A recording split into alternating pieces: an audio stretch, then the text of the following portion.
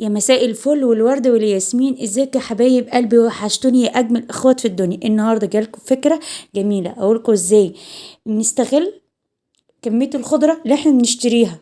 بنشتري الخضر بتاع المحشي او الخضار اللي احنا بنحطه في الاكل بكميات، ومش بنعرف ان احنا الكميه المتبقيه نعمل بها ايه. تعالوا اقول لكم عملت ايه. جبت الخضار ونقيت منه الحاجات الصفراء او اي قشايه، وبعد كده نقعته في ميه وحطيت عليها شويه خل وسبته يتصفى جامد. انا مش عايزه فيه نقطه ميه عشان ما اجي افرز مش يبان فيه.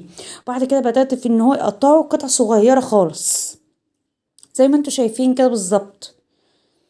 ادي كده انا بقى بعد ما خلصت تقطيع هكيسه، هجيب اي كيس بتاع التلاجة واحط الكميه المناسبه ليا، وبعد كده هحاول بايدي كده اطلع افرغ الهواء من الكيس. ده اهم حاجه عشان الخضر ما تبصش زي ما انتوا شايفين كده. واحاول ان انا اقفل الكيس، احط الخضار واقفل الكيس باي طريقه انت حباها. انا حبيت ان انا اقفل الكيس منه فيه، يعني مش عايزين حاجه من بره. زي ما انتوا شايفين كده، طريقة سهلة وبسيطة وجميلة. يا رب الفكرة تعجبكم. مستنية رأيكم في التعليقات. كل سنة وانتم طيبين. باي باي.